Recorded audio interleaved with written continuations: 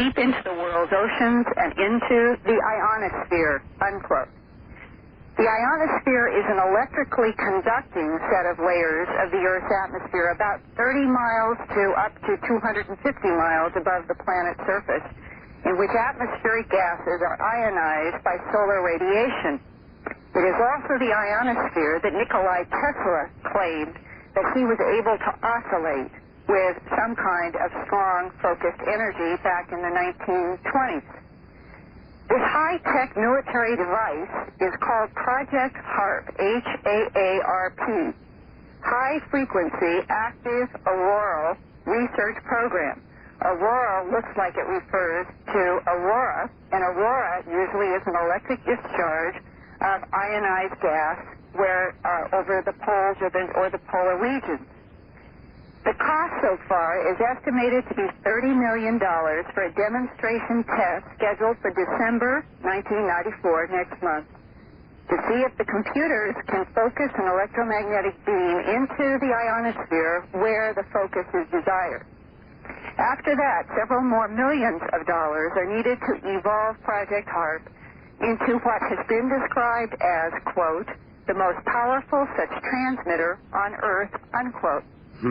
What has several civilians in Alaska worry about, though, especially those residents who live in the Gakona, Alaska area where the transmitter has been built, is why they can't get specific answers from anyone about how such a military project was approved and funded with taxpayer dollars without anyone knowing, even those Gakona, Alaska residents who found out a few months ago when the Federal Aviation Administration began advising commercial pilots about how to avoid large amounts of intentional electromagnetic radiation that Project HAARP will generate and beam into the sky. Despite the protests of FAA engineers and Alaska bush pilots and ham radio operators, the final environmental impact statement from the federal government's EPA, Environmental Protection Agency, gave Project HAARP a green light for construction, which began last year and is now completed.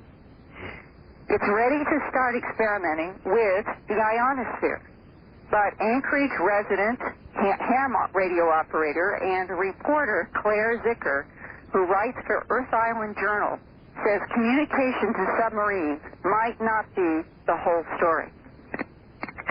Okay, here comes a report, folks. But in a congressional budget request, the Senate subcommittee report noted that they wanted to increase the money that they'd fund for HAARP in '96. And the reason was so that they could allow Earth-penetrating tomography over most of the northern hemisphere, in effect turning it into a powerful X-ray machine capable of scanning regions looking for hidden tunnels and stuff like that. Over all of the North American hemisphere? You see how bizarre some of this starts to sound? My Lord, and have you seen this with your own eyes? Yes, I'll send you that too. Well, and you understand that tomography means being able to somehow see underneath the surface of the ground. That's all I mean, that's the only way I relate to that word, right. And what would happen? For you and I, lay people, X-raying would be the thing we would relate to that's similar, although I'm sure this isn't radiation rays like a gamma ray. Well, and has any of the congressional discussion on this Project HAARP discussed the impact of these strong electromagnetic focused beams, bounce back or whatever, on biological systems? I have not found anything in the congressional stuff anywhere. We can barely get any of our elected legislators here to admit they know anything about it, yet I'm somewhere in the neighborhood of 80 to 90% certain that Ted Stevens is getting some military monies for Alaska through this, and that may be as much as he knows. I'm not sure. But in the last 12 months or so, you have not gotten any kind of a straightforward, articulated explanation for what HAARP's whole agenda is. Correct. The best we've gotten is a February 1990 document that we generally refer to as the RFP document. It's the one that describes the kinds of things that are in the Earth Island article. And RFP stands for? Request for a proposal. Okay. It would be what I would go out to the various people that might try to build this thing. It would be the meeting where they all got together and they picked some bidders and who? What the bidders could do, that kind of thing. Who wrote that RFP and held the meeting? Air Force and Navy. So it's an Air Force Navy sponsored project. Yeah. And Phillips Labs, geophysical labs at Hanscom is the main control point that we've been able to ascertain. There's some among us that believe Los Alamos may be the real control point, but I can almost see that connection if you talk about Los Alamos relative to non-lethal weapons, which you could easily construe this to be one of. Then I connect. But they've carefully avoided ever calling this a weapon. All it would disrupt is communications according to the way they've laid it out. So the fact that you might be able to do more than that, you might be able to knock missiles out of the sky, like if you did through the Eastland patent, you start getting into that kind of scenario. Okay, that it could be used to knock things out of the sky. Yeah. And was this transmitter in your Alaska area built in 1 year between last spring and now? Yes. The antenna field, they started leveling that a year ago. Laying a gravel pad, flattening it, and all that sort of thing. The antenna substructures, I drove by them in August and took a sneak drive in there and looked at it when I was out that direction on vacation. And I've since seen air photos in a local news magazine from that area of more or less completed antenna field where they've got the actual crossed dipoles out there now. Now, how could they build all of this unless they were on some kind of federal land to begin with without They are. That's an old over-the-horizon radar site that got shut down when the Berlin Wall came down. Now, truly, this project, in every way, shape, and form that I understand what it's doing, has Star Wars written all over it. Truly, you could have used a device very similar to this to project power into space to maybe power a giant laser beam to knock something else out. There's the concept of getting the energy up there seems fairly simple. So this may have been a continuation of an SDI project, but renamed and reconfigured because we are supposed to be out of a Cold War. Got it.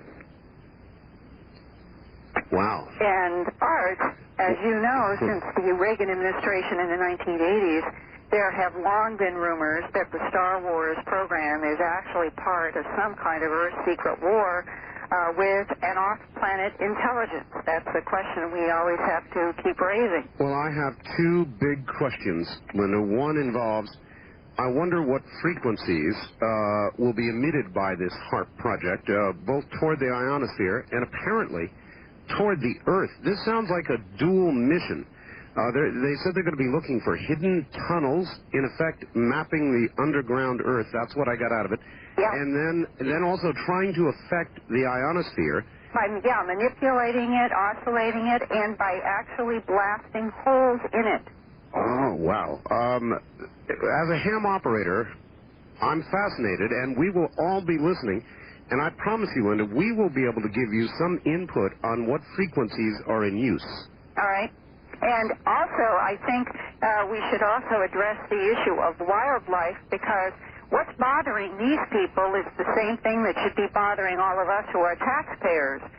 This enormous project, and it may not be the only one on the surface of the Earth. There may be some other transmitters constructed like this, perhaps to work in concert together, but what the whole overall agenda is not clear.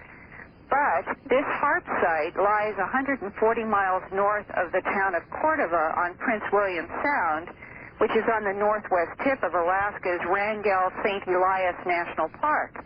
Since ordinary radar is known to be deadly to low-flying birds, HAARP's powerful radiation beam could pose a problem for migratory birds because the transmitter stands right in the pathway of what's called the critical Pacific flyway for some of the big birds. In addition, HAARP's ability to generate strong magnetic fields could conceivably interfere with the migration of birds, marine life, and Arctic animals that are known to rely on the Earth's magnetic fields to navigate over long distances.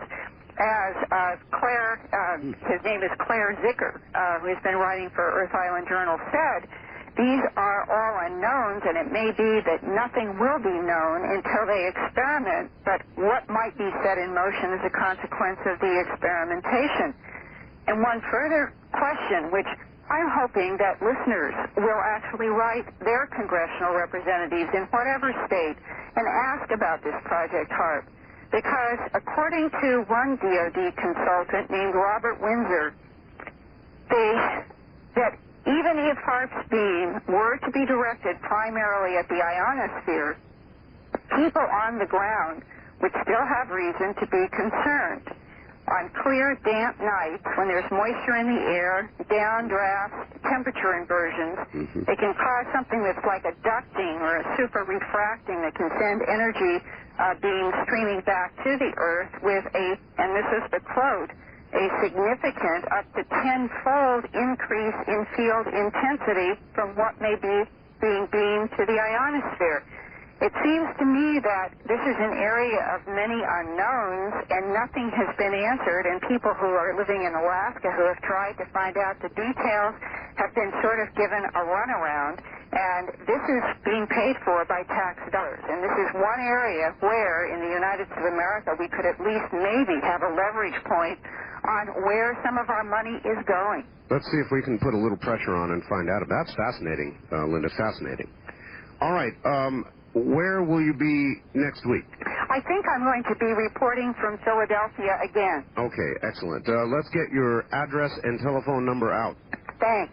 It's Linda Howe at Post Office Box 538 in Huntingdon Valley, Pennsylvania, spelled Hunting, D as in dog, O-N, Huntingdon Valley, Pennsylvania. The zip code is 19006, and I'm going to give out my fax number. It's area code 215-491-9842. And I look forward to correspondence from a Dreamland audience. You are giving me a tremendous amount of fascinating information, and I'm going to keep trying to report pieces of it as we continue in our evolution here of trying to find out greater truths. Linda, that's fascinating. Fascinating report. Thank you very much, and we'll talk to you next week. Okay. Take care. Linda Howe, and that is fascinating. One, it just begs all kinds of questions, and that is what kind of effect they're trying to have on the ionosphere. How will that affect terrestrial communications? Could it possibly affect the ionosphere permanently in some way? And why in God's name would they be looking for hidden tunnels, trying to map them below the Earth? The whole thing is a little odd. Project HAARP. We'll keep our eye on that one. In a moment, Dave Talbot is going to be here, and I think you're going to find what he has to say absolutely fascinating. Velikovsky's work became the exclusive subject of a journal called Pensée, founded and published by our guest, Dave Talbot. Over the following 2 years, a 10-issue series, Immanuel, Velikovsky Reconsidered, helped to bring considerable international attention to the Velikovsky debate. The first issue became the #1 bestseller on several college campuses and inspired stories in Reader's Digest, Analog, Time Magazine, Physics Today, Chemistry, Industrial Research, and World Medical Tribune, and numerous other publications. In 1974, portions of the Pensée series were published by Doubleday, the nation's largest publisher, as the book Velikovsky Reconsidered. In addition to the well-publicized claims of worlds in collision, Velikovsky had, in a brief and unpublished outline, set forth an extraordinary idea. He suggested that in the earliest age remembered by man, the Earth was a satellite of the planet Saturn, a planet Velikovsky associated with a former golden age. He identified Saturn as the dying god of ancient lore, and he claimed that a disruption of Saturn was responsible for the mythical deluge. But over the last 25 years of his life, the details of his Saturn research remained sketchy, and nothing more than a few pages were ever published. In just a moment, we'll bring on Dave Talbot, and he'll talk about old myths, or is it old reality, Velikovsky, and worlds in collision. Next on Dreamland.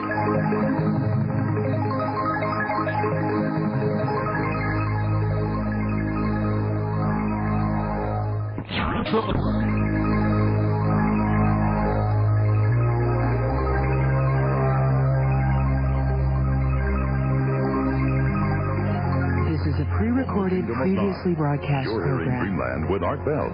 To participate in the program, call toll-free 1-800-618-8255. 1-800-618-8255. First-time callers, area code 702-727-1222. Or the wildcard line at 702-727-1295. This is the CBC Radio Network. Was there really a time when people on Earth looked up to see planets in close passes, or perhaps even worse, in contention with Earth? Were planets that close? Was Earth a satellite of Saturn? Let's find out. Dave Talbot is my guest, and he comes to us, I think, from someplace up in Oregon. Dave, are you there? I am indeed, sir. It's Beaverton, Oregon. Beaverton, Oregon. All right. Well, all right, I'm a little sketchy on your work and on that of Mr. Velikovsky, so catch us up. Help us. Okay, will do. Velikovsky published a book called Worlds in Collision in 1950. It was a #1 bestseller. It started a horrendous controversy that has gone through some ebb and flow over the past 45 years, but Velikovsky himself, who came to his study with a great deal of prestige academically, was wholly disgraced by the scientific community with that publication. Velikovsky had been a colleague of Albert Einstein's and other leading scholars internationally, but the scientific community was not able to endure Velikovsky's publishing a book of the sort of Worlds in Collision. In that book, Velikovsky argued that the solar system as a whole has been unstable in historical times. Most specifically, and what got Velikovsky in the worst trouble was his claim that the planet Venus, only a few thousand years ago, had coursed through the solar system as a comet-like body, and it nearly collided with the Earth on 2 occasions with devastating results.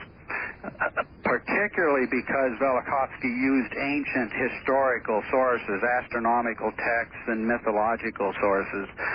The astronomical community and the scientific community believed that he had lost it, basically. And that was the beginning of a controversy that has continued.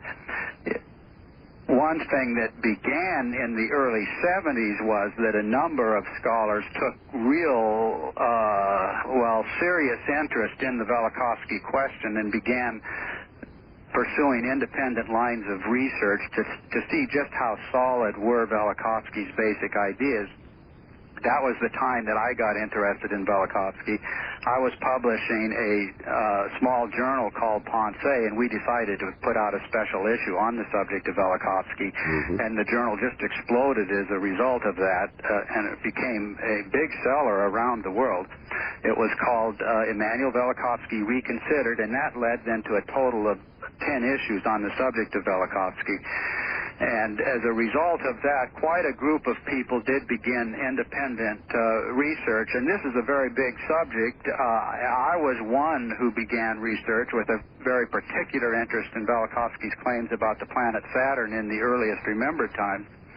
And I and others pursued the research rather quietly for many years.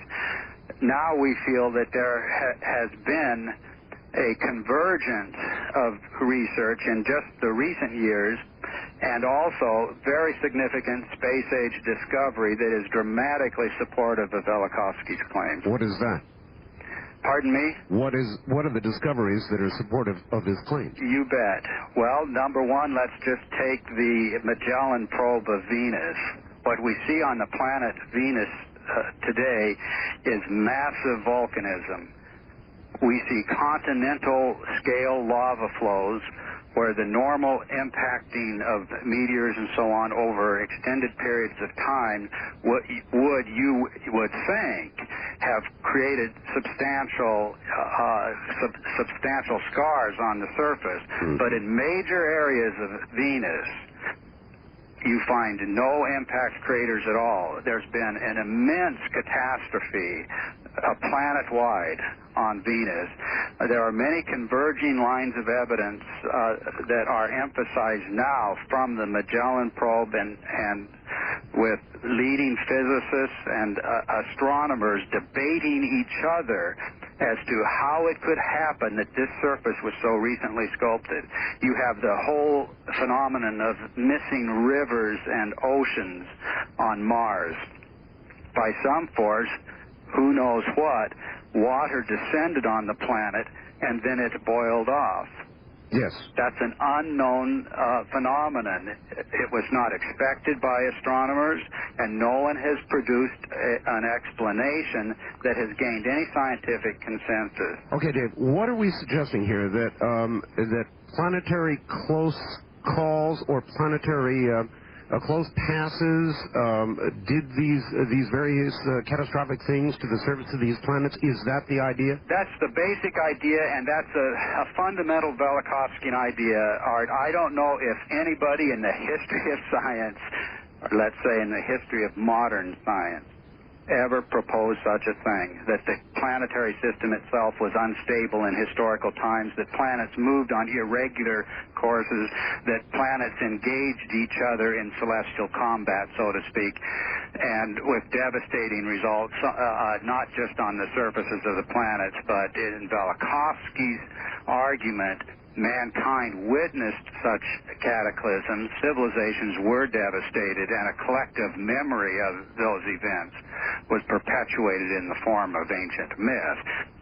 I was about to ask about ancient myth. In other words, a lot of these planets were assigned myths because we had very close encounters with them. They had very large effects on the people on Earth. Is that correct?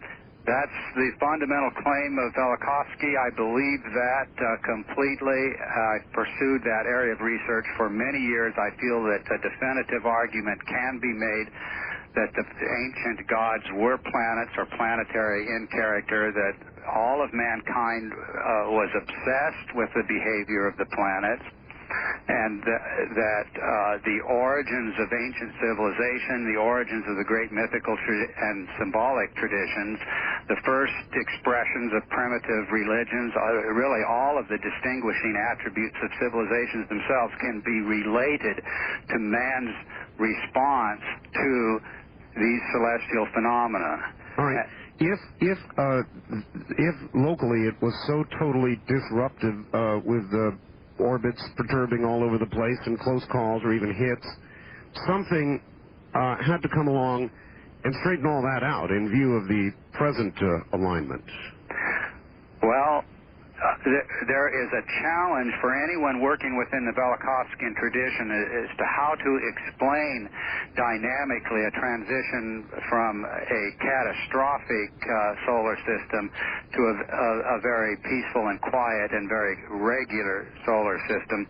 And there are physicists who are working diligently in that area. I have to emphasize, Art, I am not a physicist myself, and I have pretty much focused my own attention on the ancient records, but the question you ask is indeed a very valid question and is being actively discussed now. I do firmly believe, from what I've been able to pick up on these issues theoretically, that the answers are there, that we don't have to go outside of present understanding and so on to come to see how that kind of a transition was made. But the dramatic claim of all of the Velikovskyan researchers is that the solar system was only a few thousand years ago very unstable. Precisely, because that would be the age of that myth. So that was not long ago at all.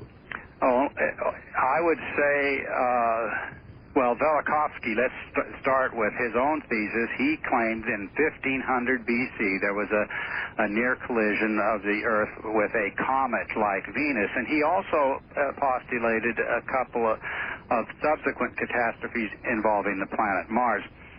There are issues among catastrophists relative to chronology and dating.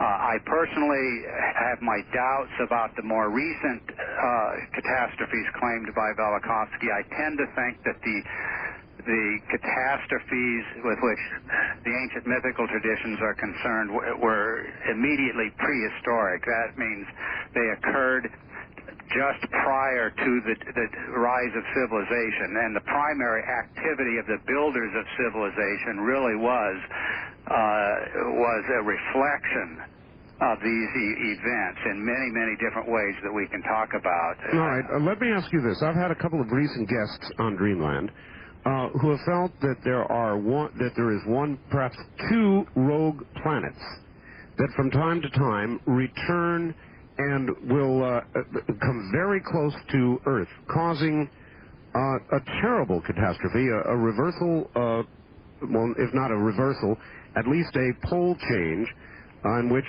we would move, the pole would move several degrees, and in other words, a polar shift. And I wonder if that fits into any of his theories, Velikovsky. I think it fits in at least within a general theoretical framework. Now, I'm not sure what the proponents that you're referring to are saying about these rogue planets, whether they're identified. I presume they're not identified with any known planet today. No, they are not. So that would be a distinction from the Velikovsky viewpoint, because Velikovsky argues very forcefully that certain specific planets are identified with specific types of catastrophes. The planet Mars, the planet Venus, and the planet Saturn in particular are related to very specific catastrophic episodes. But anyone who's arguing that planets roamed through the solar system at certain ancient periods and caused great catastrophe would be very close to a Velikovskyan idea, I think. So, in other words, outside of our own solar system, you're suggesting there could be planets that are virtual roamers and that might at any time enter our solar system?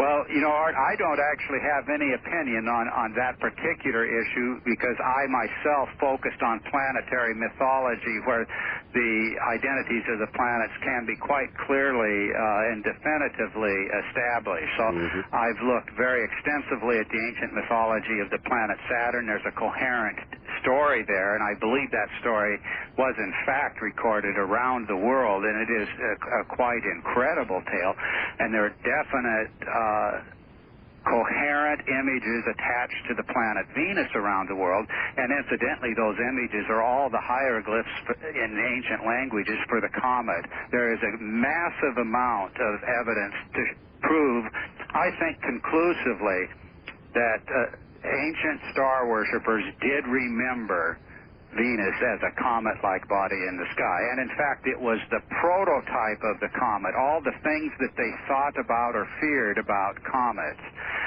originated in that experience of the prototypical comet, which was Venus. And that's why all of those cometary hieroglyphs are from Mesoamerica to China to ancient Mesopotamia attached to the planet Venus. Fascinating. Is there any idea that anything could occur in modern times or in the future that would relate to what he studied about in the recent past? Well, I myself, again, do not feel in a position to express an opinion on that. I guess what I'm saying is, if things were recently unstable and are even more recently stable, then why shouldn't we believe they could again be unstable from whatever it is that stabilized us? You bet. And it certainly suggests that the question is reasonable. It's only natural for people to ask that question. Mm-hmm. When the comet Shoemaker-Levy plows into Jupiter, everybody is asking that question. Mm-hmm. Could it happen here? And I think it's important for one to know that something of a cometary or cometary catastrophe sort did occur in the not-so-distant past, and that makes that question, could it happen here, much, much more interesting. Also, I've not met anybody yet who could answer this for me, but I'll try you. Shoemaker-Levy 9, if instead of coming as it did, Shoemaker-Levy 9 had been dead on course for Earth, could we have stopped it? Boy, we would need a physicist on this program to answer that. Art, my intuition says no. Mm-hmm. But I might just hasten to add, there are a number of people very close to the Velikovsky movement. I'll give an example. Dr. Victor Klub, Dean of the Department of Astrophysics at Oxford University, who has... Well, Dr. Klub himself has argued that only a few thousand years ago major cometary catastrophes did affect the Earth, and he is arguing for a mobilization of international resources to find the means to fend off that kind of an intruder. Yes, indeed. I think that's a very good idea. In addition, if Velikovsky is even halfway correct, then there could be easily another major period of either planetary disruption or a return of a group of comets that have been gone for a long time, or material that could certainly head toward Earth and kind of erase us. You bet. I get asked that question a lot, and I guess I would have to say my personal feeling is one of some confidence that this is not imminent. I tend not to be a doomsday philosopher, but it's impossible to deny that events happening not all that long ago exactly seem logically capable of happening again, and we have no way of saying. This is no way whatsoever of saying that there isn't an intruder out there, you know, with the Earth in its path at this very moment. And Velikovsky again, how many years BC was he suggesting all this occurred? Well, the great Venus catastrophe, he argued in Worlds in Collision, occurred around 1500 BC. 1500 BC. Yeah. Interesting.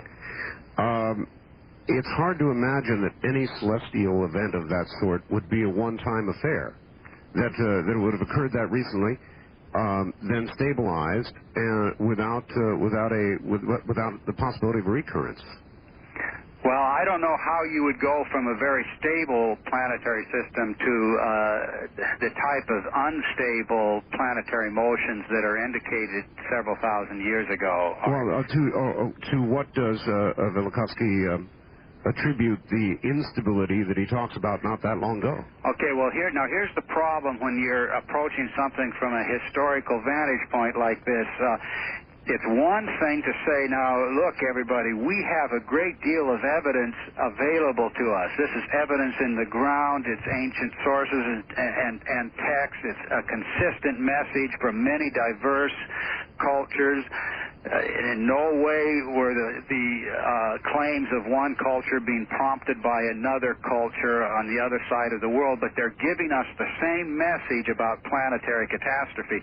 Now, it's one thing to begin assimilating that evidence and to see that there's a coherent message there and to say, well, we have to begin dealing with the fact that there is a coherent message here. They are talking about an overwhelming catastrophe, and they are assigning to Venus the cause of this catastrophe as a comet-like body of a very terrifying sort. That's an absolutely terrifying thought. Dave, hold on just one moment. My guest is Dave Talbot. We'll get right back to him. Many of you for this episode of cometary catastrophes and so on, that evidence doesn't answer the physics question. Therefore, it takes more than just those of us who are sifting through the historical material and so on to answer the questions.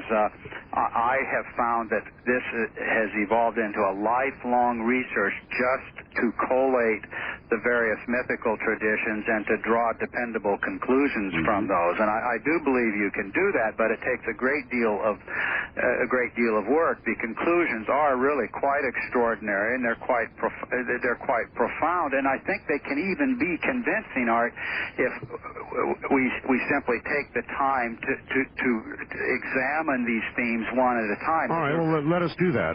What about right here on Earth? I mean, the dinosaurs were, now they are not. Does Velikovsky have an explanation for the dinosaurs' exit?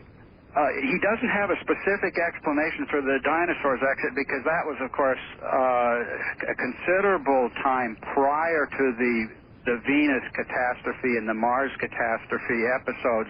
But he argued in Earth in Upheaval that there have been major catastrophes going far, far back in time, and the extinction of the dinosaurs now said to have involved a catastrophic event is very Velikovskyan in sound. It certainly is. All right, Dave, hold on. We're at the top of the hour. We're going to break for news. We'll be right back. Dave Talbot is my guest. Velikovsky reconsidered right here tonight. Good morning, everybody. Good morning. That's my regular syndicated show speaking out. Good evening, everybody. This is Dreamland, and I'm Art Bell.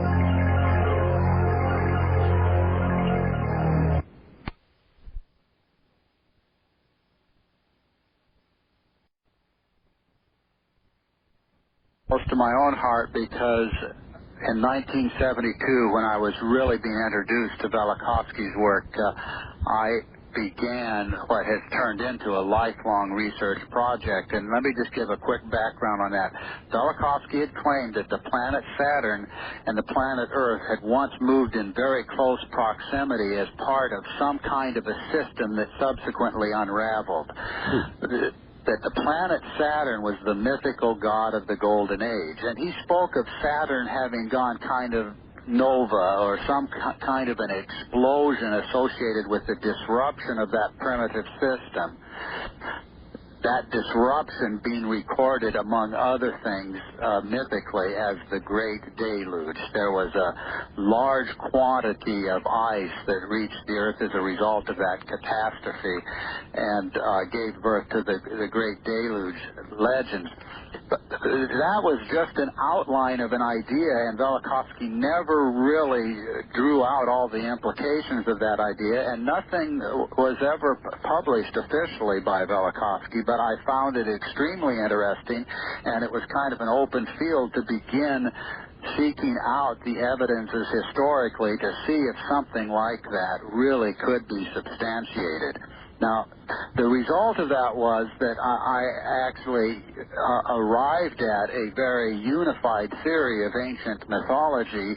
It's highly Velikovskyan, but it's not strictly Velikovskyan. I did come to the conclusion that Velikovsky's Venus and Mars scenarios in the 1500 BC time frame and then the 700 BC time frame, that those have to be reconsidered, and that there is actually something like a myth-making epoch in which the primary themes of myth originated. And this myth-making epoch was prior to the dawn of civilization. Now, Art, the reason why I'm mentioning this point specifically is this myth-making epoch, I do now firmly believe, can be regarded as the age in which all of the great mythical traditions originated. and that the most traumatic experiences in the history of mankind were involved in this period of time. It was a completely different natural order.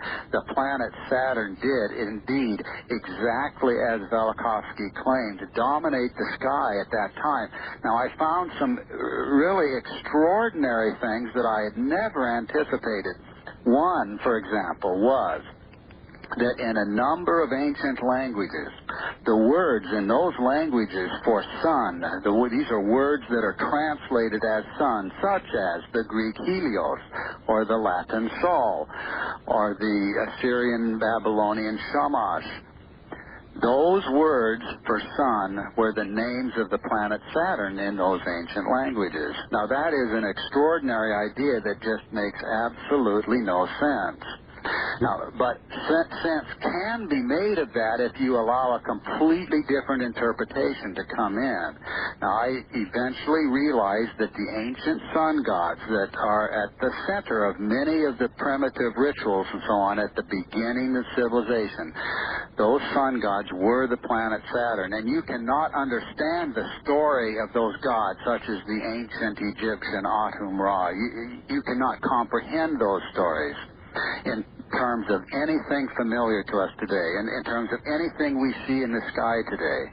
The planets were the gods.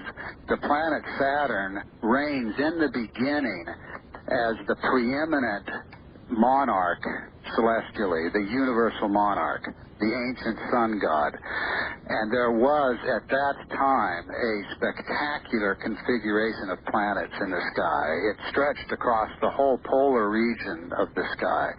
And, Dave, is there any pictograph evidence of this? In other words, if people in ancient times could look into the sky and see Venus that close. yes. I can understand it would create the mythology you're talking about, but I would think there would be a lot of pictograph recordings of that. Well, I think that was a primary preoccupation, actually, of ancient star worshippers. The pictographs are everywhere. And, Art, I can tell you that I do not know of any recurring themes in the total body of pictographic evidence around the world. I do not know of a single theme that can be identified that answers to anything in our sky today. Not one, actually. Well, what can you point to that points to Velikovsky's... Well, I think actually all of the primary pictographic themes do relate to this ancient myth-making epoch and to a planetary configuration that evolved in very spectacular ways in the sky. Now, and it isn't going to be possible in the period of time that we have for me to kind of demonstrate a point conclusively, but I can kind of suggest some ways in which the evidence can be approached, and as time allows, I think people who get into this subject substantially and orient themselves to the various mythological themes, they will begin to pick up the integrity and the coherence of these themes. One is the idea of the ancient sun god. Well, pictures of the ancient sun god were drawn around the world. Now, that image, which is it involves a number of complexities, also occurs at very simple levels as well. It involves a circle, and inside the circle you have another circle or a star. Now, that image of an orb or a star in front of or in the center of a larger circle is a universal pictograph of the ancient sun god. But that's only the beginning of the pictographic story, because that image has many, many different associations.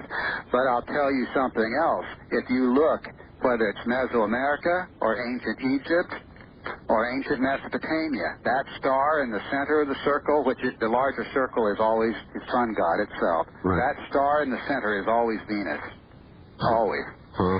Now, that star, Venus, in the text, in the mythological traditions, has a story to it. Right. Let me just tell you what that story is. And we have to sort of fumble our way into this first because it is such a big subject, and it involves appearances or forms in the sky that we do not see today. And we have to sort of remember each step that we're reinterpreting ideas, we're reinterpreting language in terms of the literal meanings that these words had for the ancients. But that star in the center of the ancient sun god pictographically, it has in the mythical traditions a story.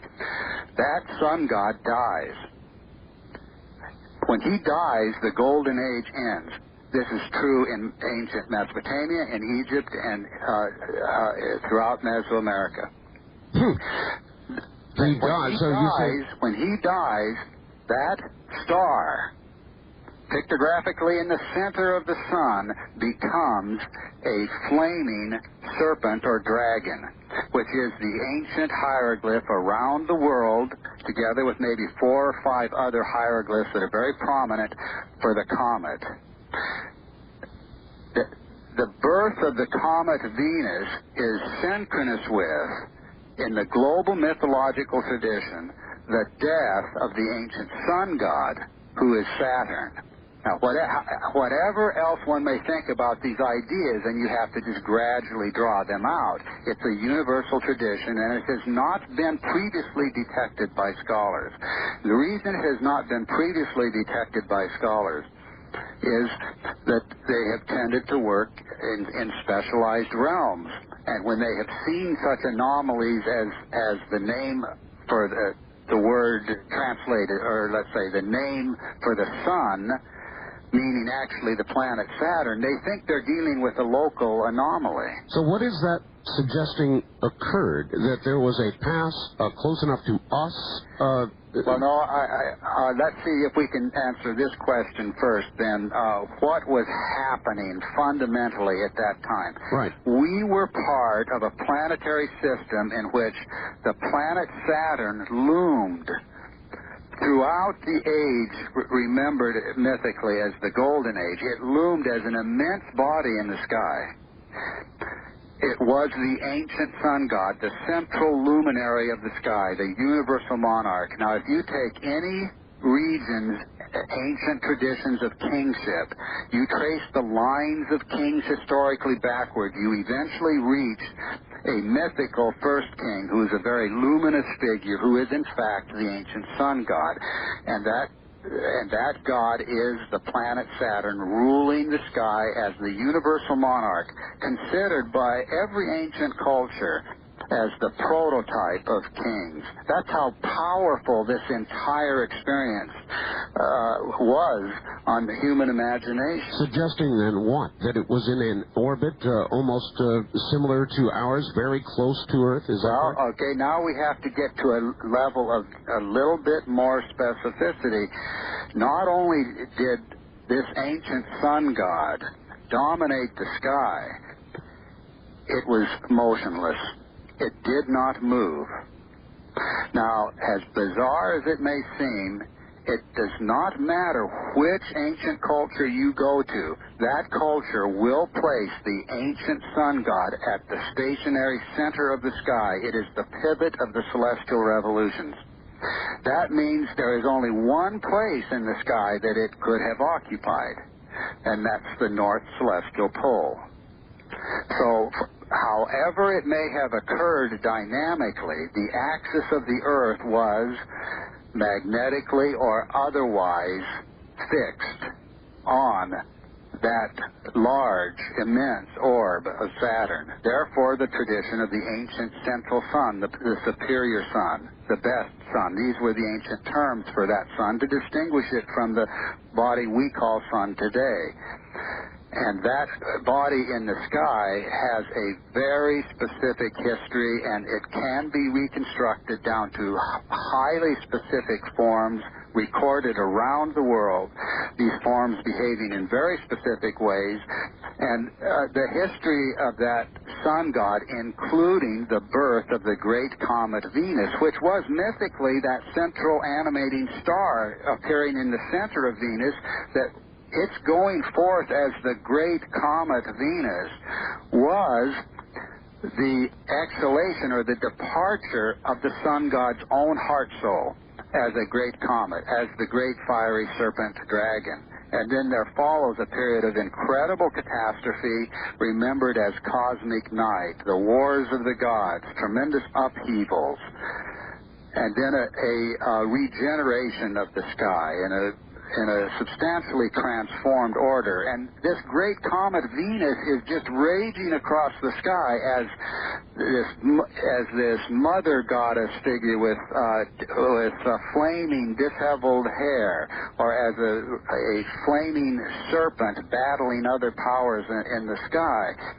But that cometary figure was, before this episode, the star Venus, seen in the center of the sun and worshipped around the world as the Great Mother. And that was the original identity of the planet Venus, as the central luminous heart soul of the original universal monarch. All right. If that was the order of things, is there any suggestion what mixed up the order of things, turned it into a comet, realigned everything? Is there any suggestion in Velikovsky about... Well, now, I have to first hasten to add, this reconstruction of a Saturn thesis and so on is Velikovskyan at its inception.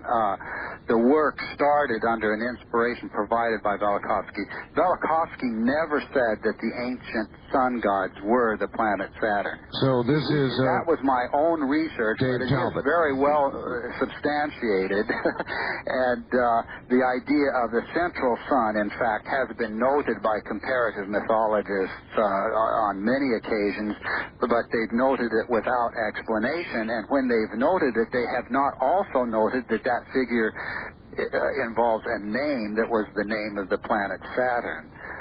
So I did take the research significantly beyond Velikovsky's seminal work, and it began then a lifelong study of what I regard as the myth-making epoch, a discrete period before the birth of civilization in which man experienced extremely catastrophic events. They were the most traumatic experiences ever for mankind, I believe, and at the same time experienced celestial happenings and celestial events that were incredibly beautiful. And there was a yearning to return, for example, to Saturn's paradisal age, the yearning for paradise, the yearning for the golden age of Saturn. Remember that when Saturn is said to have ruled the world, that was an epoch of cosmic harmony.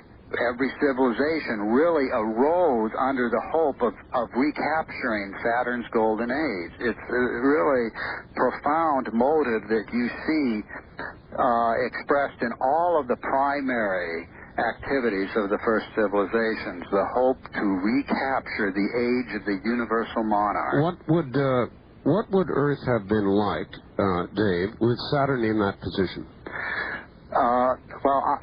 I'm not able to address myself the dynamic issues or the meteorological issues from any scientific vantage point. I can only talk about the apparent scenes of a collective recollection. Now, the recollection is it was an age before seasons. It was an age before cosmic cycles. There was no clear distinction of day and night.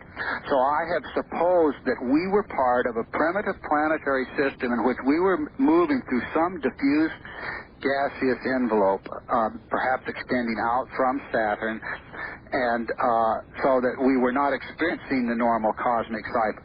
There was more of a greenhouse effect, perhaps, and that general diffusion of light tended to subdue the normal clear distinctions between day and night. But in a subsequent period, that idyllic setting on planet Earth is ruptured. Well, you suggest idyllic, but by today's ecological standards, under those conditions, life as we know it might not even be possible. Actually, that could be true. I can only say that there is an accord, a consensus of ancient mythical traditions. I believe that they occur among all the primary cultures. They remember a lost golden age, and they will say specifically about that age. It was a time without conflict, a time without war, a time without hunger. The earth blossomed continuously, an eternal spring, no seasons. And this age came to a catastrophic conclusion. Now, it's significant that that mythical theme does not stand alone. It stands right beside the theme of the former universal monarch, the sun god who ruled the world while standing in one place. Well, Dave, how does that stand up with the biblical paradise on earth that at once we had? Is there a connection there? Oh, absolutely. I think the Eden paradise is an expression of that same collective recollection. And the paradise theme will be found, as I said, among all of the ancient cultures, but it does not generally stand alone. There usually is a central luminary presiding over that paradise, and it turns out to be the very figure standing at the head of the line of kings, who is the universal monarch, who is the ancient sun god, which rules the sky. All right, Dave, we've got to hold it right there. We're going to take a break here at the bottom of the hour. We'll be back and open the telephone lines for Dave Talbot, who's talking about Velikovsky and more.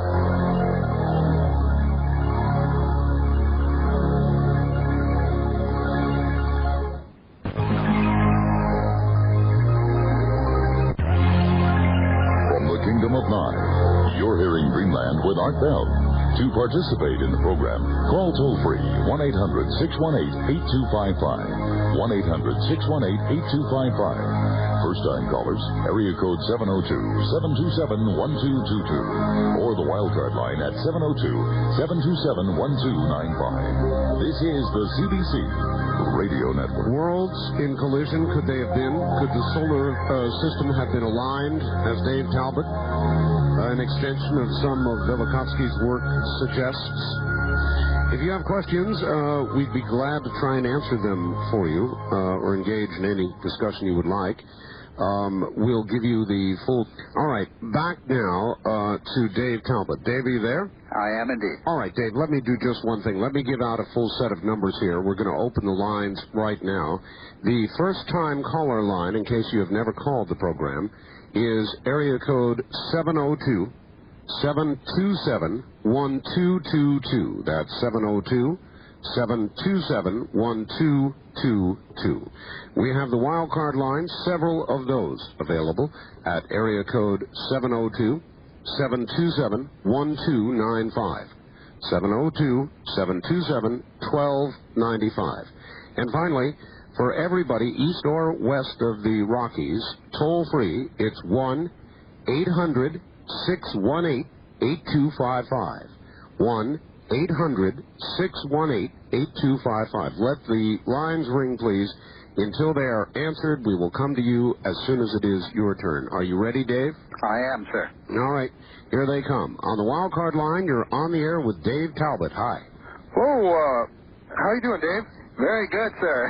Yeah, I was interested. I heard you talking about how Venus may have entered the solar system as a comet, and I was going to say that might explain why it rotates the sun in the opposite direction of the rest of our solar system.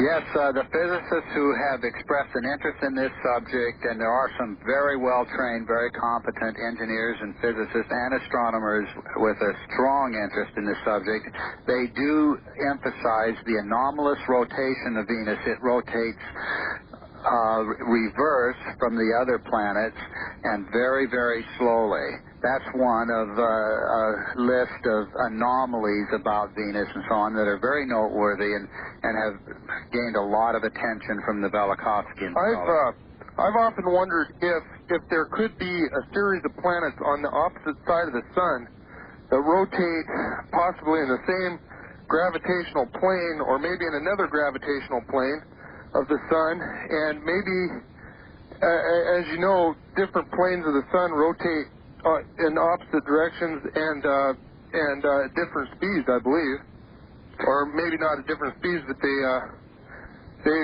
rotate in opposite directions and they rotate separately. Okay. This is I'm sorry to say, out outside completely my own area of expertise. All those subjects are very fascinating to me, but I just have to defer to people who are really expert in that area. All right, very good. On the first-time caller line, you're on the air with Dave Talbot. Hello. Hello. Yes, sir. Where are you? I'm in Burden, Kansas. All right. Okay. Go ahead. You're on the air, sir. Go ahead. Yes. I read Velikovsky in the early 70s, and at that time, just from my understanding of Velikovsky, I made some predictions myself that have subsequently been proven by science, like the hole in the center of the galaxy. One of the predictions that I involved was that the solar system travels through the galactical plane.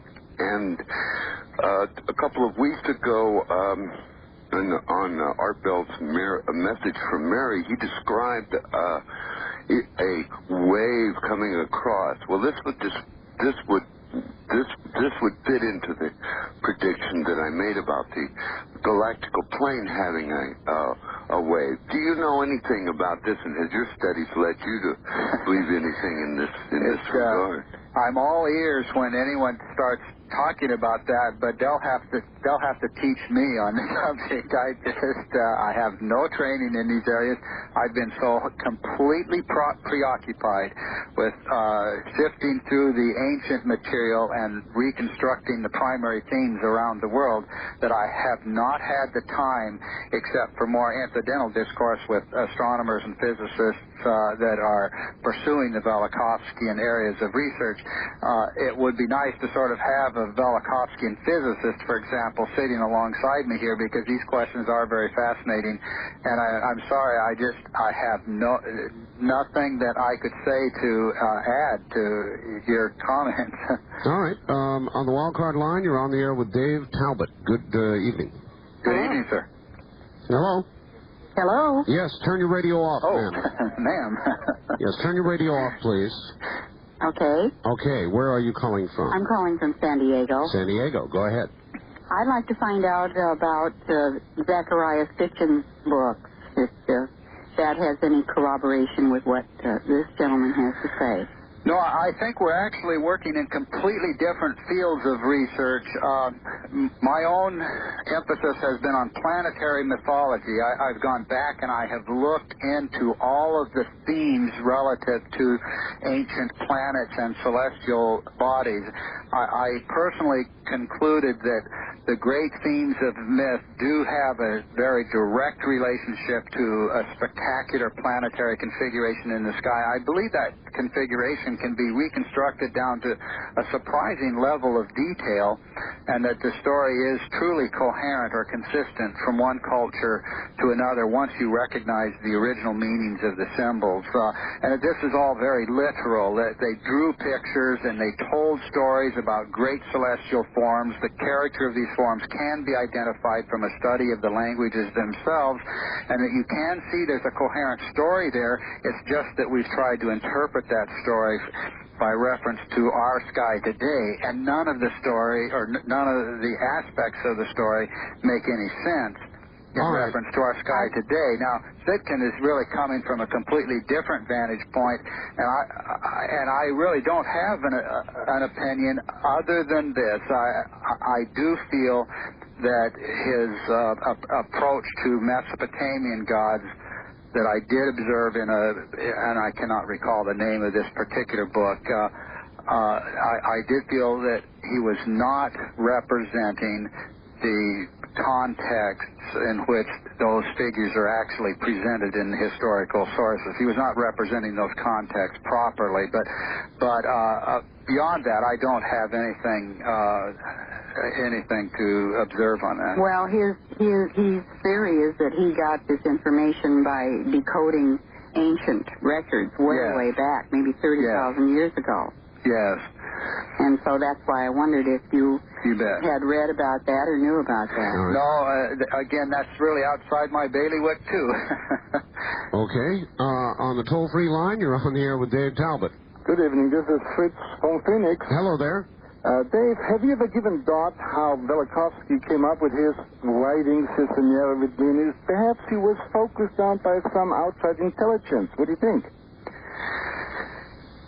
Well, he was also a great scholar, and we have to give him credit for that because he moved toward his thesis about the planet Venus through a series of steps. He was pursuing study of the time of Moses and became fascinated by the plagues of Egypt. And he concluded that there was a great natural event that occurred and could explain those plagues, and he began to look deeper, began to notice parallels in other lands, began to realize that there is a body in the sky. That's all fine and well, Dave. What the caller is asking is whether there is some a suggestion or any suggestion in his work that extraterrestrials influenced it. Is that right, Fritz? Yes. All right. No, I think actually there is, to the contrary, evidence that he worked through a systematic set of findings to draw his conclusions. So the answer is no. I really don't think so. All right. On the wild card line, you're on the air with Dave Talbot. Hello. Hi. I just wanted to comment on the extraterrestrial aspect of the last caller. Yes. That Semyasi, in the Billy Meyer contact in Switzerland, talked about a great event that occurred where basically the magnetic fields of our solar system were disrupted, and there was all the planets changed position. And this happened sometime between 12,000 BC and the best that I can tell around 2024 BC. And she also talks at the same time about a special relationship that we had with Saturn. Oh. So I just wanted to point that out in terms of the ET involvement. All right, thank you. Okay, in other words, Dave, if you're working from known mythology, some of these folks are coming from a different direction, but the story seems very similar, and it would seem to me that in your work, you might want to investigate some of these avenues that would tend to corroborate what Velikovsky said. I will indeed consider any relevant information that is passed on to me, and I do have an interest personally in these other subjects, and will always try to keep an open mind on them. The area of my own research has been on historical material, as I've said, so I just find these other dimensions fascinating and would like to know more. Well, in pictographs and or even in mythology, Dave, there's a great deal suggested about extraterrestrial visits or visitors from elsewhere in very ancient times. And so maybe there is some sort of connection. On the first-time caller line, you're on the air with Dave Talbot. Hi. Hi. This is Dick. I'm calling from Reno. Yes, Dick. We have not been able to receive you tonight because this lousy station, KOH, has preempted your program with a football game. Well, don't say they're lousy. Well, they are. Actually, they're a very good radio station, and they will carry the program after the game. I would like to suggest that you get on KNX because of the skip. KNX comes up here very well. Yes, I'm well aware of KNX. And it's a much better station. Yes, well, KNX doesn't do talk, sir. They do news. No, I know. We listen to it most of the time, except when you're on. I see. Anyhow, this station has many problems, technical, and they have the worst conceivable local commercials you can imagine. Well, you know, if I were you, I would be very careful about slamming your local affiliate, or you may end up with none at all. Well, none would be better than this. Sorry. Thank you. And again, I would be very careful about doing that. You're going to end up with no affiliate at all. On the toll-free line, you're on the air with Dave Talbot. Hi. Hi, I'm Andrew. I'm calling from Laguna Beach. Hello, Andrew. Hi. Dave, I really enjoy the show, and I've read Velikovsky's work. Very good. And I've been to Egypt and in the Valley of the Kings into some of the older tombs. And it is amazing, the murals, the astronomical murals surrounding some of these ancient tombs. Oh, yes. My big question is, in your theory, you have a Saturn being in the north. Yes. How would the southern hemispheric land masses view it. Well, they wouldn't actually, and it is interesting that the traditions nevertheless seem to be present. For example, there is the myth of the stationary sun among the Inca. Now, one of the great experts on Mesoamerican and South American mythology, Velikovsky, noticed that that myth was really the myth of the polar sun god, but it must have been carried down south of the equator and so on by migration over time. You even see the same indications of myths of the central sun and so on, and associations with the axis and pivot of the turning sky among the Aborigines of Australia.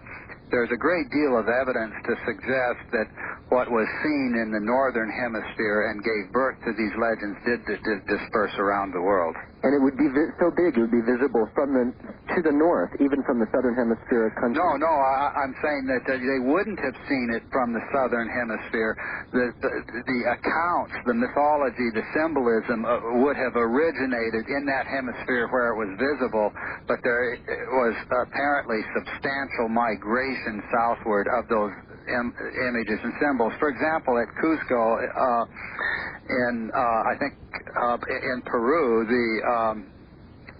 the temple to the former superior sun god has an opening to the north, which was noted by Velikovsky in her pioneering work on the origins of civilization. And she claimed that myth of the former polar luminary was carried southward. In other words, the myth originated in the northern hemisphere. That's very interesting. This is why we have such extraordinary parallels in the myths of this ancient sun god, the cultural hero, and so on, from Alaska to Peru. Is this the same, then, Venus perturbation that Velikovsky talks about in 1500 BC, associated with the Jewish people leaving Egypt and the polar shift that caused the Red Sea to split, and the amount of carbon dioxide in the air leading to the creation of manna? Carbon, what he considered to be a reaction between lightning and the carbon in the sky. Could you elaborate? Well, let's just talk about Velikovsky's idea, and I really have to, for Velikovsky's sake, distinguish certain things that I've talked about from his work. Velikovsky claimed that the great plagues of Egypt, the plagues of the Exodus and so on, were connected with an overwhelming Venus catastrophe, and the Earth was completely shrouded in the great cometary tail of Venus. He claimed that out of that gaseous envelope, there was a congealing of hydrocarbons, or carbohydrates, I should say, of an edible sort, and that material descending on the earth was the source of manna in the Exodus account. And directly associated with Moses and the migration through the desert. Yes, and he claimed that there was an event remembered as the parting of the Red Sea that was caused by the tidal forces of Venus, and the plagues of Egypt, the great wind and the earthquake and so on, and perhaps even the descent of vermin were related to this Venus cometary catastrophe.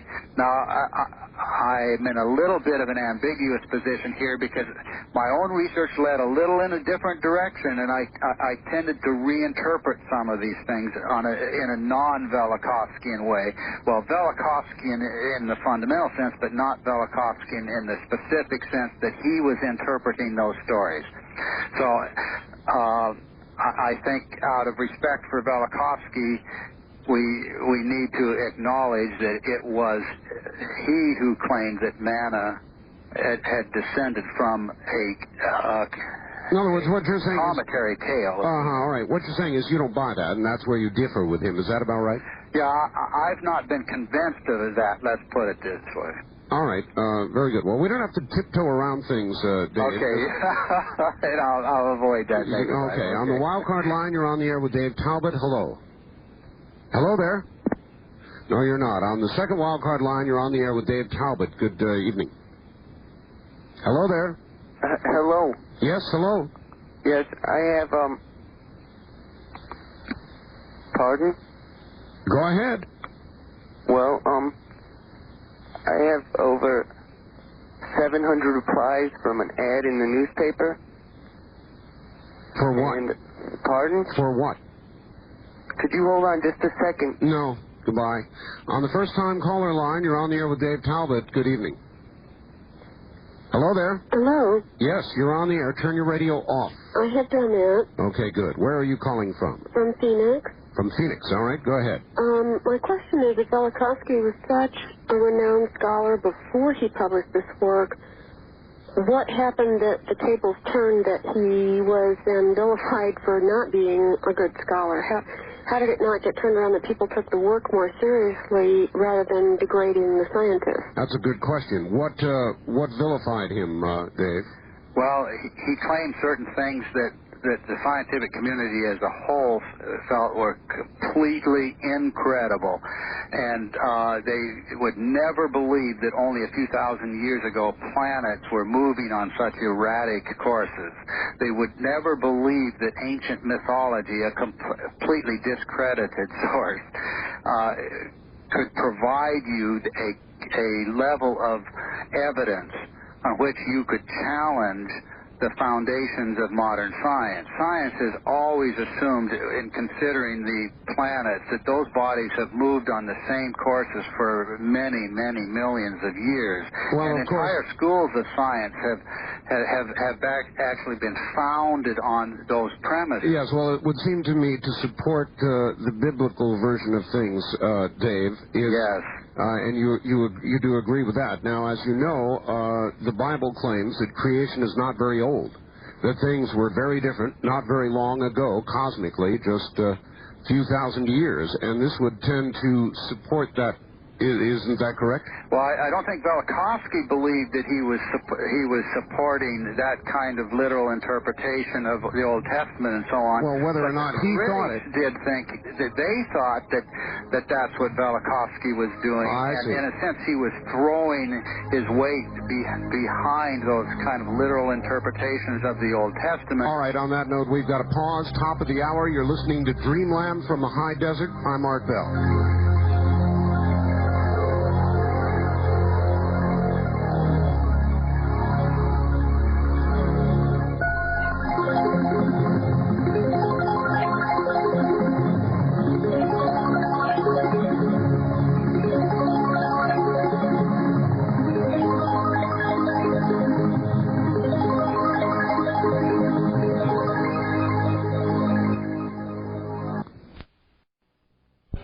Back now to Dave Talbot. Dave, we were talking about the vilification of Velikovsky. And when do you think that regular science and scientists vilified Velikovsky because his theories seem to validate biblical explanations? I do think that was one of the reasons, and they said so explicitly. I think there were other reasons as well. I think every leading scientist of the day was entrenched in a work that had existed by inertia for many, many decades, and life's work was invested in those theoretical frameworks. Textbooks were written, classes were taught with these theoretical frameworks leading the way. Velikovsky was proposing to remove the rug entirely, and they just felt that was completely untenable, and it was just too preposterous to even take the time to read. So the denunciations of Velikovsky generally were written by scientists who had not even read his book. That's how horrendous that controversy really was. All right. There's a lot of it going on today, too. On the toll-free line, you're on the air with Dave Talbot. Good evening. Hello, good evening. This is Eugene speaking from SoCal, Northern California. Yes, sir. I had a question concerning Velikovsky's theory of reverse polarity. Did he allege it was caused by a large body moving close to the Earth? Yes, he did, as I recall, and I believe that he suggested that an electrical discharge passing between the comet Venus and the planet Earth was involved in a reversal of polarity, and he suggested also a tilting of the axis of the Earth, in fact, a tipping over of the Earth. Okay, was this a phenomenon caused by a large comet, or was it a potential scenario that could occur again? Did he predict it may Well, I occur guess again? as Art himself was emphasizing, if it happened once, why couldn't it happen again? I don't have any reason to say that it will happen again, but I couldn't say that it never will. Okay, I had one other question that's sort of related. There was an abduction in Pascagoula, Mississippi on October the 11th, 1973. I don't hear much about that abduction. Was it, did they find it was fraudulent? Or okay, well, that would be out of the scope of my guess, right, Dave? Or do you have something else? I would not have anything I could say on that. All right. A large electrical discharge that caused a reversal of the poles. Well, the Earth, according to Velikovsky, on a very close passage of the comet Venus, was seriously disturbed on its axis. The axis tilted and perhaps turned over. And Velikovsky also suggests that the direction of the Earth's rotation has changed more than once as a result of cosmic catastrophes, that the sun once rose in the west. Well, I have said it before, and I will say it again. If all this occurred in the very recent past, cosmically, then there's every reason to believe that it could easily occur again, and that would coincide with some of the predictions made by Nostradamus and others about what's going to occur around the year 2000. I'm sure you don't want to touch that with a 10-foot pole. There are a lot of doomsday predictions. Now, I'm not a doomsdayer myself. I understand. It's just that what you're saying fits into it very easily for me. But I should hasten to add that much of the doomsday psychology is rooted in the past. It's rooted in a collective memory of overwhelming catastrophe. And generally, as the calendar reaches round the numbers... Yeah, but Dave, that bolsters that idea. I know exactly what you're saying, and I'm not going to dispute the theoretical possibility of catastrophes happening again. And I think we just have to leave it as an open question. We do not know of anything at this moment, such as a cometary intruder.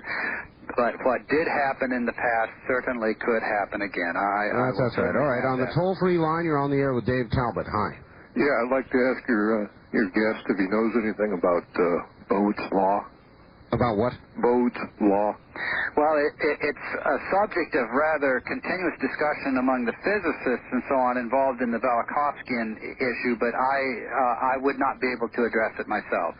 And incidentally, Art, if it's okay with you and at the appropriate juncture, I should mention this symposium coming up in just a few days. It's an international symposium in the Portland area with scholars from around the world, and it will include people who can address Bode's law and other major dynamic issues raised by Velikovsky's work. All right. Dr. Victor Klub will be present. He's the head of the Department of Astrophysics at Oxford University. The very well-known astronomer Tom Van Flandern, the anthropologist, head of the Department of Anthropology at Drew University, Roger Westcott, former president of the American Linguistics Association, a leading classicist with an excellent reputation around the world, a professor of classics at Bard College, Bill Mullen, will be present. Dr. Vine Deloria, perhaps the most popular Native American writer in the country. And the theme? And the theme is Velikovsky, Ancient Myth, and Modern Science. Now, what I am able to bring to this discussion is the ancient mythology. What really rounds out a discussion such as this is having a physicist, an engineer, an astronomer, a geologist, an archaeologist, an anthropologist, a mythologist, and a historian all sitting together and comparing notes, because it has really happened that over the past 20 years, some real leaders in the scholarly community, coming from many different types of education and training, are drawing converging conclusions that are supportive of Velikovsky. This is a breakthrough kind of international event happening in the Portland area the 25th to 27th of November. And Art, because of the calendar, and this is so eminent at the moment, if it's appropriate, I'd like to give a phone number. Particularly people on the West Coast, I think they can find a way to get here for that event and have an interest in the Velikovsky subject. All right, go ahead and give the phone number. It's 503-643-5863, and please call between 10 o'clock in the morning and 4 o'clock in the afternoon, and we'll give you full details on the symposium. All right, area code 503-643-5863. Yes, and that's for information on the symposium 25th to 27th of this month, so it's only days away, but it is going to be an event that will get a great deal of attention, and the scholars are coming to this event with impeccable credentials. And they're not all Velikovskians in any strict sense at all. They are all, I believe, catastrophists and believe that major catastrophes have occurred in remarkably recent times, and it's a great gathering of scholars. All right. On the wildcard line, you're on the air with Dave Talbot. Hi. Hi, Art and Dave. This is Al from Joshua Tree, California. Yes, sir. Yes. And I'd like to ask Dave a question. In your research, Dave, were you able to find that the mythology of all religions today came from astronomy, astrology, and also the 12 signs of the zodiac? All right. Well, the 12 signs of the zodiac, I personally believe, are late, sir, but the astronomical or celestial origins of the great myths of the world, I have no doubt of that. The first expressions of the religions were intimately tied to these great mythical traditions. The religions were entirely cosmic in their original orientations, and I mentioned earlier the myth of the original superior sun god, and those religions venerated or worshipped that ancient celestial power around the world. There really is no question on that, and I'd be happy to talk further on that if there's any specific questions that anybody has in that area. Well, what would be the best example you could give us of that, tracing some modern religion? Let's take the ancient Egyptians, because they are so ancient and they're so well expressive of the origins of civilization and the profound orientation to the sky. The original sun god, Atum Ra, is remembered as having presided over a golden age. He is remembered as the prototype of kings in the sky, organizing a celestial kingdom that became the model, the exemplary kingdom in the sky that was the model for the kingdom on earth. But that figure eventually fades into the background. The end of the age of Atum Ra really is characterized by overwhelming catastrophes and wars of the gods. Now, that myth is really universal. You see the same thing in the age of Kronos, for example, which is remembered as a golden age, and Kronos was the prototype of kings in the sky. The end of the age of Kronos meant the birth of catastrophe, the wars of the gods, the clash of the titans, and so on. Well, Kronos was, of course, the Greek name of the planet Saturn. A Greek ostracon also identified the Egyptian sun god Ra as the planet Saturn. Now, there are a whole series of interrelationships here. It takes time to draw these out, but you do eventually see that there is an incredibly coherent story. All right, to the phone lines. On the toll-free line, you're on the air with Dave Talbot. Yeah, this is Dave in Wichita. I was wondering if Dave has studied any of the ancient Eastern philosophies in regard to the advent of celestial catastrophes on Earth. Oh, yes. That's a good point. Oh, yes. Now, there was, of course, a pervasive myth across India of the ancient central light of heaven, Brahma. Brahma was remembered as the light which achieved the center and rose and set no more, and presided over a golden age. Now, that age of perfection ended in a sweeping catastrophe. And it's really a myth that corresponds perfectly with the myths of other ages, with the myths of golden ages around the world. I guess right now we're at the bottom of the Iron Age, and if assuming that, well, there's 7 ages that all get wiped out cosmically by the Earth tilting on its axis, and I was wondering if there's 3 of them that have been destroyed by comets, they say, and so I was wondering what the other 4 could have been destroyed by, perhaps Saturn? Mm-hmm. Well, I think you have to be really careful when it comes to these systems and so on that evolve later. What happens with tribal merging is that you get a great number of traditions of catastrophe being assimilated in various chronicles and so on, and then various philosophies and systems of analysis emerging in which they pull together the different threads. Well, there's a lot of duplication going on in that, and you don't generally find a coherence from one culture to another when it comes to these elaborated systems of, how many ages have there been, how many catastrophes.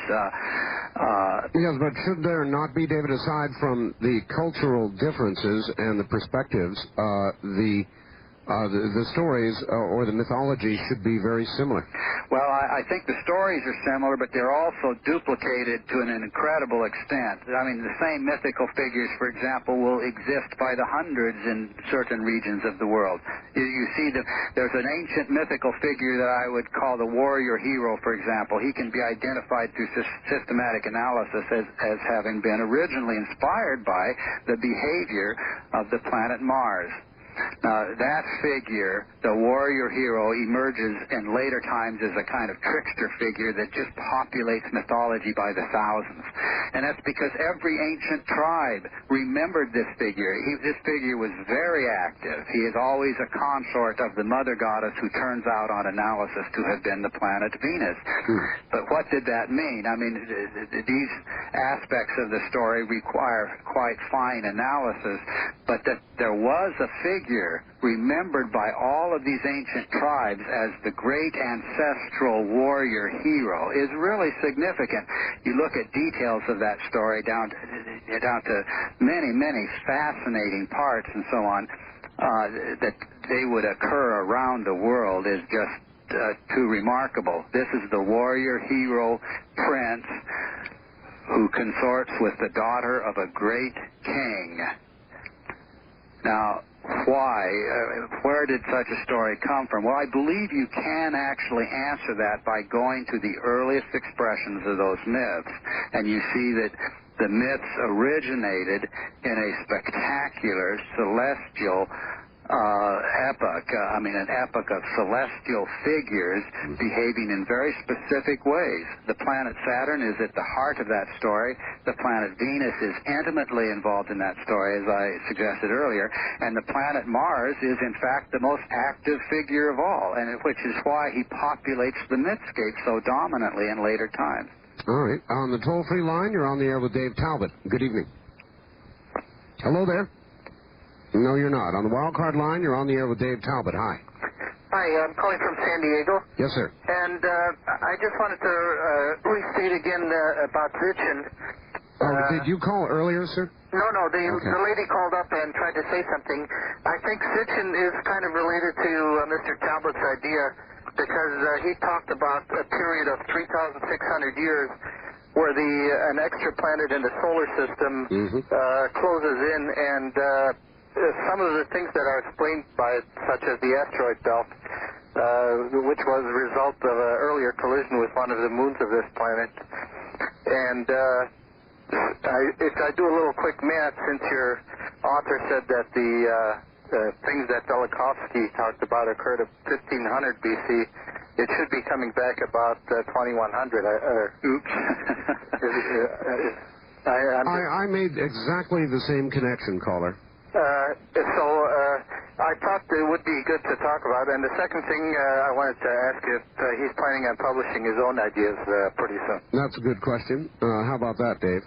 Well, I published a book called The Saturn Myth in 1980. It was published by Doubleday, and I have a series of volumes this work has expanded substantially in the last 5 to 7 years, and it will be some time before I can bring those to completion. But I'm with a group right now that is in production on 2 video documentaries. One is called Velikovsky, and the other is called In Saturn's Shadow. And that second documentary does highlight the Saturn research. So I'm hoping that through a series of video documentaries we will be able to save some time in bridging the communications gap here to get a general story out to people, and then the published material would follow that. But this is a field in which the interest has been very high now by scholars who have been pursuing the historical material, and I think there is an incredible story that is going to come out in the next few years. Do you expect there to be discoveries in modern astronomy or science, any other field of science, which will begin to verify Velikovsky? Well, I really do, and I think anybody who would take a fair look at the direction of space-age discovery would have to say that the image of the solar system presented by modern science today is much more Velikovskyan in appearance than it ever was in the vicinity of 1950 when Velikovsky published Worlds in Collision.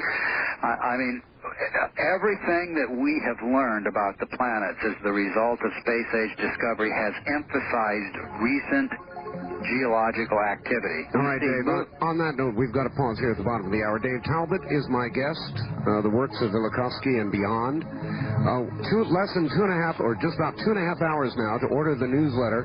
The inaugural edition. After that, the chance gone. The number is 1-800-917-4278. Visa MasterCard only. Visa MasterCard only. $29.95 a year at 1-800-917-4278.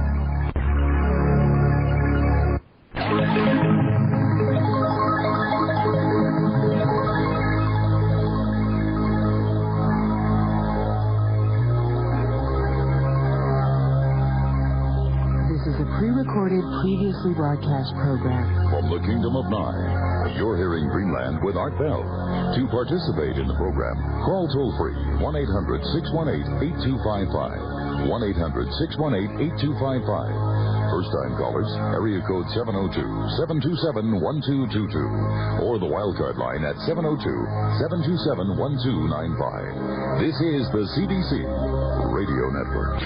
Yes, sir. All right. Here's a fax in from Mike in Olympia, Art and guest.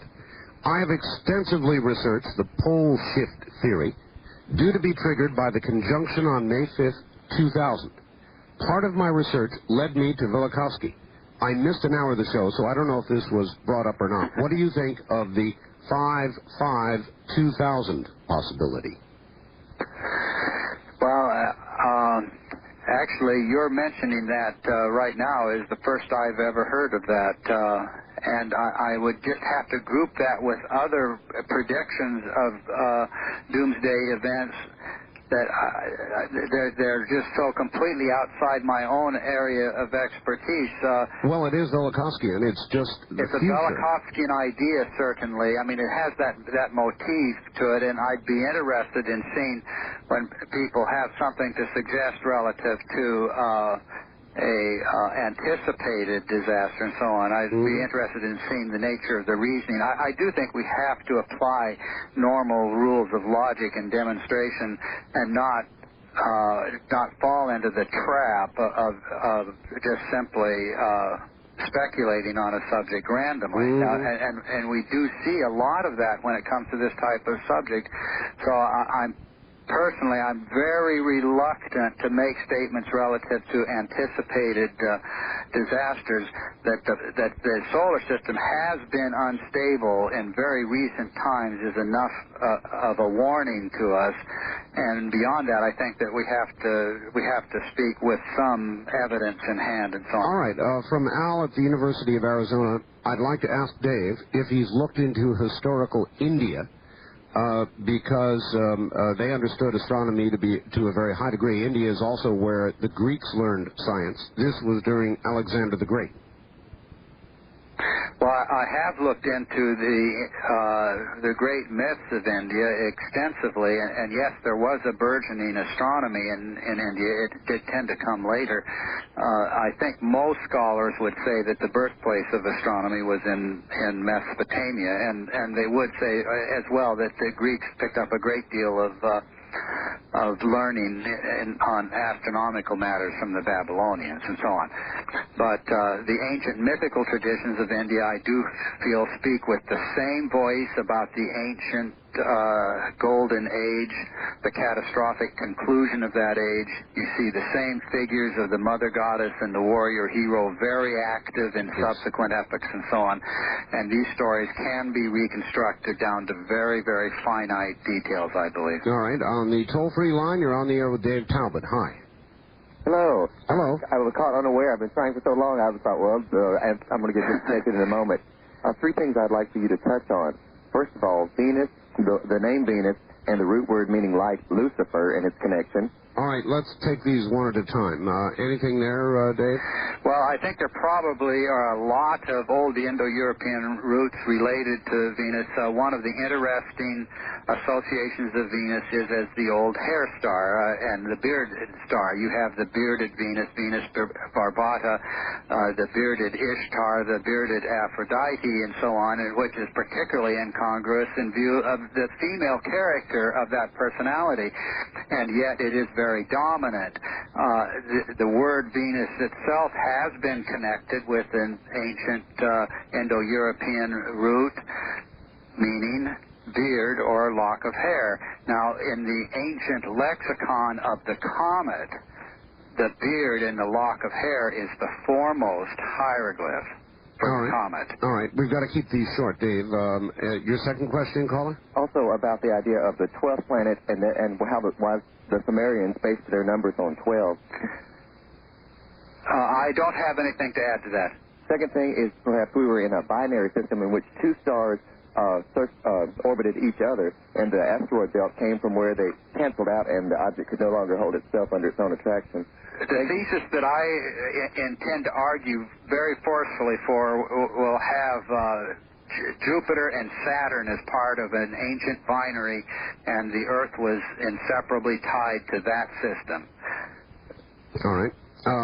Let's see where to go. Let's go here. Wildcard line, you're on the air with Dave Talbot. Yes, thanks for taking my call tonight. Jamie, Program Director of OK Gold in Northeast Oregon. Yes, sir. I've got a question, and I'm sorry I missed part of the show tonight, but did you touch on anything that had to do with you do a lot of the mythological studies. Yes. Did you touch on anything that had to do with the pyramids in Egypt? Well, I'm very interested in pyramids as a global phenomenon because the pyramid as a symbolic form does not have any reference to anything that we experience in the sky today, and yet there are surprisingly similar forms. And yes, the pyramid does figure very prominently in my own research, but I would then have to make sense of that, I would have to begin talking about the world mountain or cosmic mountain. On every continent, really, the pyramid was a symbol of what was remembered as the world mountain. But that's a subject that is hard to approach without covering other ground first. So you didn't actually cover a lot of maybe what the universe used to look like, and the pyramid somehow tied into that. The pyramid does tie in very directly with what I believe that the solar system once looked like. We experienced the cosmic mountain, even Mount Olympus and Mount Zion, but every cosmic mountain of every ancient culture was a phenomenon experienced. It was seen. It was a visible stream of literal material stretching between the earth and a body in the polar sky. So it rises along the world axis. It appears as the axle of the turning sky. It's very literal. It's very visible, and I think it's an inescapable concept. Once you see the concurrence of the myths around the world, you can explore that myth in great detail and see that it was not just regarded as a mountain, but as a stream of life, a luminous river of fire, the north wind or south wind welling up beneath the land of the gods, which was the entire preoccupation of ancient man. Wow. And And that's why the words for mountain will merge with the words for north wind or south wind. It just depends on the nature of the respective languages, which means below.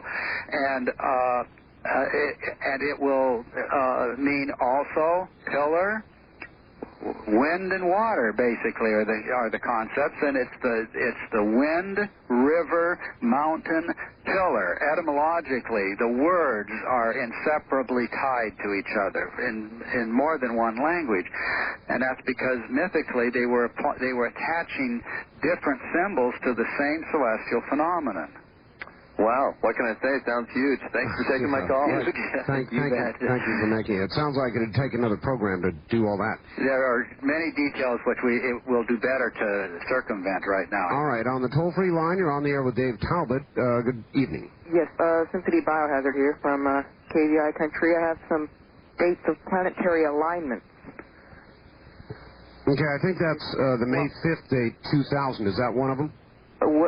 What day? May 5th of 2000. I have June 19th, 2001. That's closest, but I also have October 4th, 1995, and June 15th, 1996. And a question to you, Art. Yes. Have you seen Generations yet? No, not yet.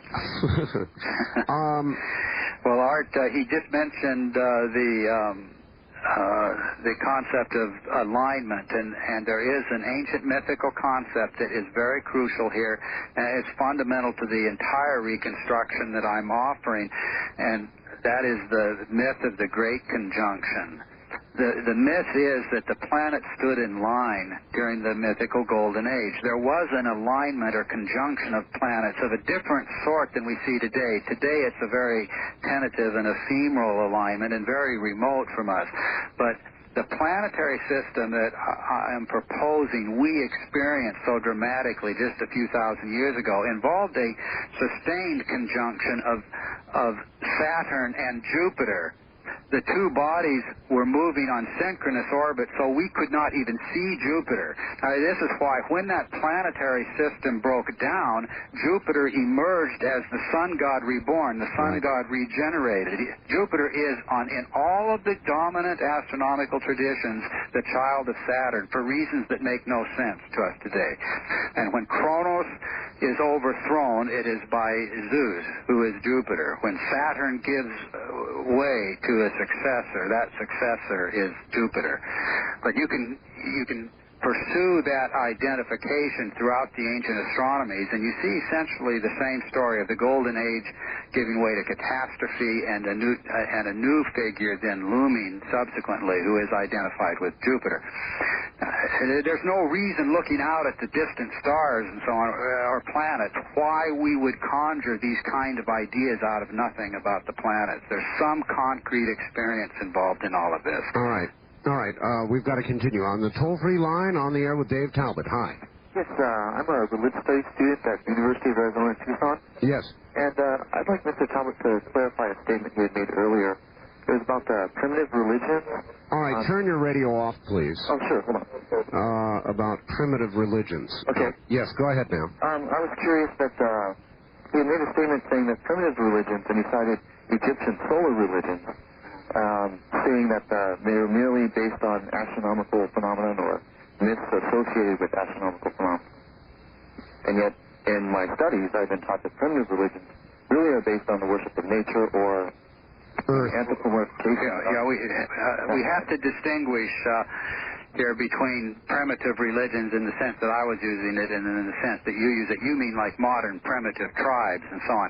I see modern primitive tribes as simply giving us very distant echoes of ancient beliefs.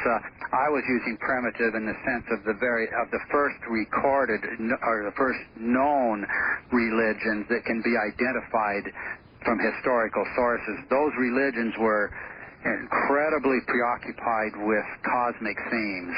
And I suggested that this ancient sun god figure, who is explicitly identified in the astronomical traditions as the planet Saturn, not the sun, that this figure is at the center of these ancient rituals and rites, that civilization itself seems to have been born out of those rituals, reenacting former time, the golden age of Saturn. And so then modern, for example, early American Indian culture would only show you brief echoes of this much older myth. That's exactly so, I believe. But the preoccupation with things in the sky was literal, and it was complete. And even the technologies of the early civilizations can be shown to have a very interesting connection with those earlier rituals. I mean, where did the wheel come from, for example? There was a wheel being used in rites and rituals around the world before man ever harnessed the wheel for any practical purpose. That wheel was cosmic in its mythical context. They turned praying wheels and various calendar wheels and other wheels on the walls of temples before they ever used a wheel for a practical purpose. That was their reenactment locally of the turning of the cosmic wheel in the sky. Now, who holds the cosmic wheel in the sky? Well, look at the ancient myths of the planet Saturn in many cultures. You'll see him holding the cosmic wheel. That was a visible apparition in the sky. It towered over man. Every ancient city, every ancient temple was a replica of that great wheel, which is why they were originally conceived as wheels. There's incredibly large story to be told on all of this. All right, Dave. On the toll-free line, you're on the air with Dave Talbot. Hi. Hi. Where are you, sir? Radio. Hello? I'm calling from Arizona. I can barely hear you. Talk into your phone. Can you hear me now? Yeah, that's much better. Okay, I'm calling from Arizona. Yes. I was wanting to ask him what was the significance of the sun then? What did the sun itself serve as? Well, I don't have any doubt that the sun was present, but it wasn't the subject of the myths. What the myths were focused on was an evolving, spectacular configuration in the sky. It was immense. It was extremely close to the Earth. It was catastrophic. The fate of man hung in the balance. The reason why I say the body we call sun was there is that configuration of planets involved a spectacular crescent on Saturn. Now, as the axis of the Earth was turning, that crescent revolved visually around the polar center, and that gave the ancient daily cycle. The relationship of that crescent to the archaic cycle of day and night is very clearly established. That crescent pointed west, so to speak, and was descending as the sky darkened and that configuration grew bright. It was directly below as the configuration was most spectacular and bright. Then as the crescent rose to the right, the sky was surrounding it was brightening, and so the configuration faded. And as the crescent was above, that was the period of diminished light of that spectacular configuration. And I throw this out as a test for anyone. Investigate ancient symbols of the crescent and its relationship to the daily cycle. That symbolism will make no sense in terms of any behavior of our little crescent moon today or anything of that sort. You will see a direct relationship between the positions of that crescent, and it might be just depicted as a pure crescent, or it might be presented as the horns of a bull or the twin peaks of a great cosmic mountain or a ship sailing around the sky. The positions of that crescent form in relationship to the daily cycle are those positions that would be predicted by any theory that puts the planet Saturn at the pole, illuminated by the sun, so that the earthbound observer saw a crescent on that body turning as the Earth's axis turned. All right, very little amount of time here, Dave. On the wild card line, you're on the air with Dave Talbot. Hi. Hi, I'm calling from Eastern Oregon. Yes?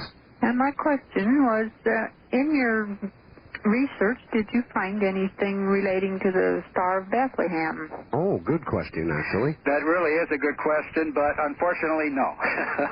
So the answer I just never reached that particular subject, and my suspicion is that most everything that is stated in that regard is speculative. But all right, on the toll-free line, you're on the air with Dave Talbot. Good evening. Yeah, I need Linda Howell's full address. I have a ton of stuff to give her on the heart Well, okay, HARP stuff. Yes, Can I get that? Yes, we gave that earlier in the program, sir. I didn't get it all. I got P.O. Box 538, Huntington, and I just need the rest. I think it's Huntington, Pennsylvania? Yeah, it's in Pennsylvania. Huntington Beach, I believe it is. Let's see. Huntington Valley, Pennsylvania. And the zip code is 19006. Oh, great. I got a ton of stuff for her. Well, okay, there you go. Thank you. All right, thank you. Well, Dave, once again, do you want to quickly give us the information without going through all the speakers on... You bet. International Symposium, Portland, Oregon, at the Holiday Inn, Portland South, the 25th to 27th of this month. Here's the number to call for information, 503-643-5863. Some 20 to 25 speakers from around the world will address the Velikovsky issue. You'll see some very spectacular fireworks at this symposium, and it's going to emerge as a very, a landmark event, let's say.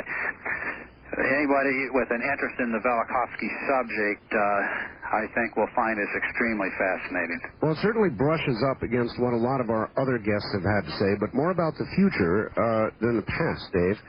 But maybe that's how we learn about the future, is studying the past. Indeed. Dave, I want to thank you for being on the program. My pleasure. It's been a pleasure having you, and we'll have you back again sometime. Oh, I hope so. Dave Talbot, thank you very much for appearing with us on Dreamland. Now, I want to remind everybody that next week Dr. Raymond Moody is going to be our guest, and I know he's a big favorite. Dr. Moody seen just about on every television program dealing with anything that relates to his work at all. Most recently, the Ancient Prophecies television program. And I guess this is my last opportunity, and I mean my last opportunity, to urge you to call and get our newsletter, After Dark. This is it. The deadline is in about 2 hours. 2 hours from now. After that, your opportunity to get the premier issue is gone. Only Visa and MasterCard orders, repeat, only Visa and MasterCard orders. Do it now or be sorry. The number is 1-800-917-4278. Again, 1-800-917-4278. For everybody at the network, thank you and good night. This has been Dreamland, a program dedicated to an examination of areas in the human experience not easily nor neatly put in a box. Things seen at the edge of vision, awakening a part of the mind as yet not that. Yet things every bit as real as the air we breathe but don't see. Please join us again next week at this time for Dreamland.